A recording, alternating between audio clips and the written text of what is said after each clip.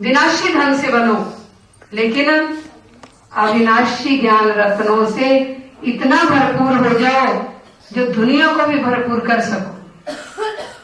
ऐसे थे हमारे ब्रह्मन बाबा, लेकिन फिर भी हम कुछ शब्दों में शॉर्ट। बाबा सभी को स्वाभाविक, सर्वश्रेष्ठ, संपूर्ण और सच्चा प्यार और सम्मान देते। बाबा अति स्नेह और मुस्कान से मीठे बच्चे, नूरे रतन, सर्विसेबल, रूहानी बच्चे, लाडले बच्चे आदि शब्दों का प्रयोग करके उनमें उत्साह भर देते, जिससे हर एक महसूस करता ये तो प्यार के सागर परम पिता ही मानव जाति के पिता ब्रह्मा के द्वारा इस अलौकिक स्नेह की वर्षा कर रहे हैं। इस सच्चे प्यार से वे आत्मा भूतपूर्व शीतलता और उच्च सौभाग्य का अनुभव करती। बाबा हर आत्मा में ईश्वरीय स्नेह पैदा करके उनसे काम, क्रोध, लोभ आदि की बलि ले लेते थे। बाबा कहते, देखो बच्चे, क्या इस बाप के लिए इन दुखकारी चीजों को नहीं छोड़ सकते? जन्म जन्मांतर आप विकारों का धंधा करते आए, बाप इस अंतिम जन्म में आपको सुख शांति की विरासत देने आया है, तो क्या इस रहे हुए थोड़े से समय के लिए बाप की खातिर ये विकार नहीं छोड़ सकते हो? बाबा के ऐसे मधुर वचनों को सुनकर हर कोई पवित्र बनने और बनाने के पुरुषार्थ में जुट जाता। बाप दादा से उन्हें ऐसा प्यार और पालना मिलती, वो संसारिक सुखों को भुलाकर ईश्वरीय परिवार के कनेक्शन में आ जाते। हर ईश्वरीय कायदे पर चलना और चलाना। बाबा बच्चों को ज्ञान युक्त जीवन के नियम बताते हुए कहते, बच्चे कायदे में ही फायदा है। बाबा कहते, बच्चे लॉ को कभी अपने हाथ में मत लेना। यदि किसी से आपका स्वभाव नहीं मिलता, संस्कार टकराते अथवा किसी के बारे में आपको कोई शिकायत है तो उसके हाथ में ले लेना। यदि किसी का कोई अवगुण अथवा दोष आपको दुख देता तो आप इधर उधर किसी को ना बताकर, वातावरण को दूषित ना करके एक बाबा द्वारा शिव बाबा को बताओ, तो शिव बाबा उसे स्वयं ही सावधानी देंगे। एक कायदा बाबा ये भी बताया करते हैं, जिस स्थान पर जिस कार्य अर्थ किसी को ड्यूटी दे दी गई, उस समय हर एक को चाहिए कि उसे सम्मान और सहयोग दे, चाहे उस ड्यूटी भी हो, कम पढ़ा लिखा हो। बाबा कहते, मैंने जिसको भी नियुक्त कर दिया उसे पूरा सहयोग देना, ये आपके लिए दैवी मर्यादा है। उसकी कमियां देखकर उसका विरोध करना, उससे रूठ जाना अथवा स्वयं को उस कार्य से अलग हटा देना, ये आसुरी मर्यादा है।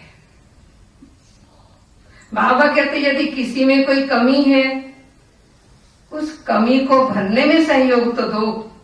उसकी कमियों का वर्णन करते रहना, ये आपकी कोई महानता नहीं है, उन्हें भरने में ही महानता है। हर एक के गुणों को देख उन्हें सेवा में लगा देना। बाबा हर बच्चे के गुण वर्णन कर उनमें उत्साह और खुशी भर देते और उसके उसी गुण को सेवा में लगाकर उसका कल्याण कर देते। बाबा कभी किसी बच्चे का अवगुण नहीं देखते। कोई सिलाई का काम जानता तो बाबा कहता, ये ईश्वरीय यज्ञ के लिए बहुत सर्विसेबल बच्चा है। बाबा को ऐसे ही ज्ञान युक्त पवित्र हाथों के से सिले हुए कपड़े बहुत अच्छे लगते हैं। कोई बुढ़ा या अनपढ़ होता तो बाबा उन्हें देखकर कहते, जो लोग वृद्ध हैं ना, वे बहुत सर्विस कर सकते हैं क्योंकि वे अनुभवी हैं।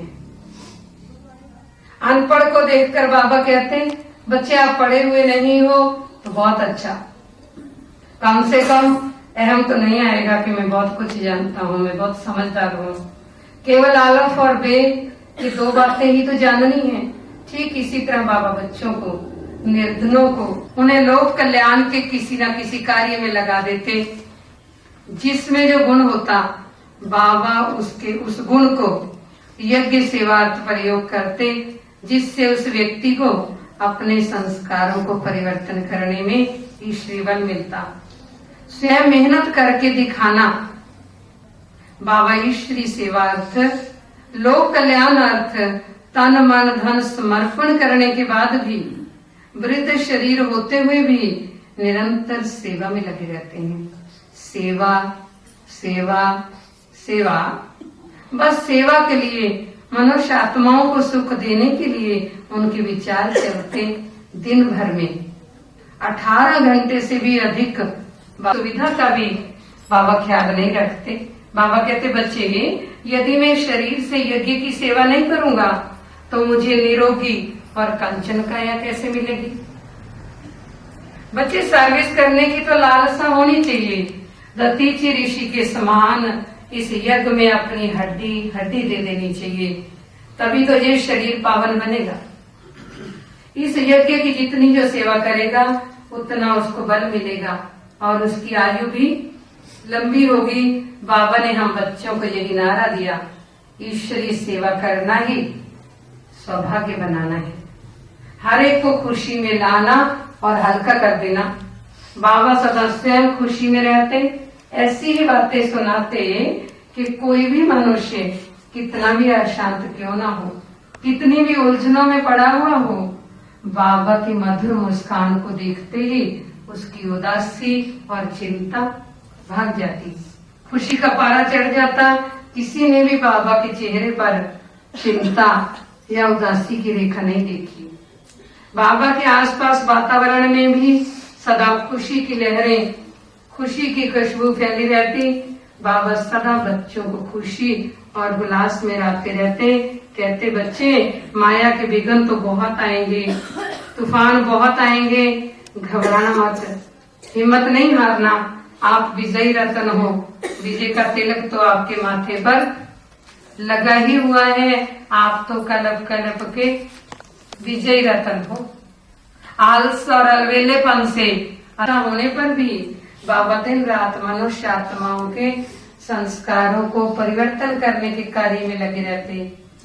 बाबा के जीवन में थकावट के चिन्ह कभी दिखाई नहीं दिए, कभी उन्होंने आलसवश किसी कार्य को पोस्टपोन नहीं किया। जो काम सामने आया उन्होंने उसे कभी अधूरे मन से, गफलत या अलवेलेपन से नहीं किया, बल्कि जी जान से उत्साह पूर्वक मन लगाकर उसे पूरा किया। कितने भी विघ्न आए, चाहे वे कार्य शुरू में असंभव सा प्रतीत हुआ, सभी पर कोई न कोई राह निकाल ली। ये उनके ओज, तेज मनोबल, दृढ़ता और प्रतिज्ञा का प्रतीक है। मैंपन का संपूर्ण त्याग, पिताश्री ने मैंपन का संपूर्ण त्याग कर नंबर 1 को प्राप्त किया। त्याग जो अनेक वर्षों ने किया, परंतु वर्णन तो दूर, बाबा को अपने त्याग का एहसास भी नहीं था। बाबा कहा करते थे, मुझे तो कौड़ियों के बदले स्वर्ग की बादशाही मिल गई। बाबा अपना स्वरूप इतना साधारण रखते थे जो कोई समझ भी न पाए कि ये प्रजापिता ब्रह्मा है, परंतु उनकी शालीनता व महानता प्रत्यक्ष उनके होवनहार विश्व महाराजन की परछाई फेंकती थी। मान शान की बात तो उनसे कोसों दूर थी। बाबा अपने लिए कुछ नहीं रखते थे। कई बार बच्चे कहते, बाबा इस टूटे फूटे मकान को छोड़कर आप नए मकान में रहो ना।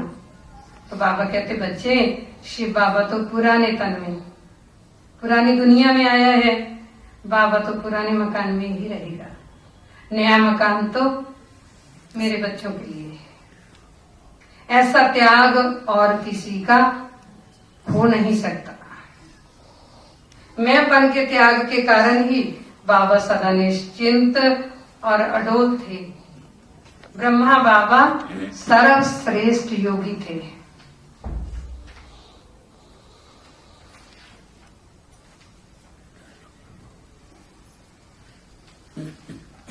बाबा बात करते करते बीच में शरीर से गुम हो जाते, अर्थात अशरीरी हो जाते थे।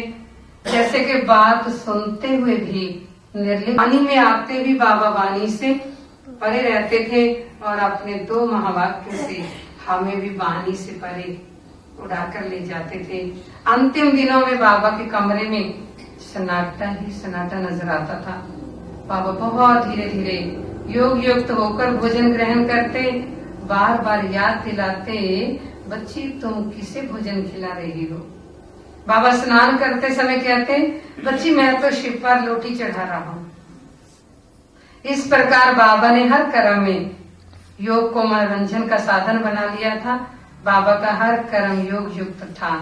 पत्र लिखते, सुनते, बच्चों से मिलते हुए बाबा शिव बाबा के साथ रहते थे। बाबा मन भराया था, परंतु बाबा के चमकते हुए चेहरे पर बीमारी अथवा कष्ट के कोई चिन्ह नहीं थे। बाबा अपनी निश्चिंत और अचल स्थिति में थे। बाबा ने जब बच्चों के चेहरों की रेखाएं गंभीर व चिंता की देखी तो मधुर आवाज में कहते, बच्चे मैं तो ठीक हूँ। हाँ बिल्कुल ठीक हूँ। ये तो आप सब जानते हो कि ये पुराना शरीर है, पुरानी चीज को कई चट्टियां लगाकर ही तो चलाया जाता है। बाकी तो बाबा को कुछ नहीं हुआ, फिक्र से फारिग रहो ना बच्चों। बाबा की ये स्थिति सूक्ष्म रूप में सभी बच्चों को ये प्रेरणा दे रही थी कि माया के अतिरिक्त काया भी यदि कोई कठिन परीक्षा लेकर आए तो देह से न्यारा होकर आत्मिक स्थिति में रहने तथा परमात्मा स्मृति में स्थित रहने का अभ्यास ऐसा परिपक्व होना चाहिए। रिंचक मात्र भी काया की परीक्षा भी हमारी स्थिति को बिगाड़ न सके। में ढोल जब बैंड बजते हैं, बाबा तो कई बार सोचता कि यहाँ तो 24 घंटे ही खुशी के नगाड़े बजने चाहिए। क्यों? यहाँ आत्माओं की अमरनाथ परमात्मा शिव से सगाई अथवा शादी हो रही है, इससे बढ़कर और कोई खुशी हो नहीं सकती। इस प्रकार बाबा खुशी और उत्साह के साकार पावर हाउस थे। उनमें ईश्वरीय संदेश देने का उत्साह सदा बना रहता। शिव बाबा के अवतरण एवं मिलन की खुशी बाबा को इतनी रहती थी कि बाबा के मन, वचन और कर्मों में उस खुशी का इतना प्रभाव होता, अशांत से अशांत आत्मा भी बाबा की निकटता से अपार खुशी महसूस करती थी। बाबा कहते, बच्चे तुम्हें तो एडी से चोटी तक खुशी का पारा चढ़ा रहना चाहिए। जो स्वयं त्रिकालदर्शी त्रिलोकीनाथ सर्वशक्तिवान शिव बाबा तुम्हें मिला और 2500 वर्षों के लिए स्वर्गीय राजभाग का अधिकारी बना रहा। सागर समान गंभीर। कराची में जब बाबा के साथ बच्चे सागर के किनारे जाकर बैठते तो बाबा मधुर और स्नेह युक्त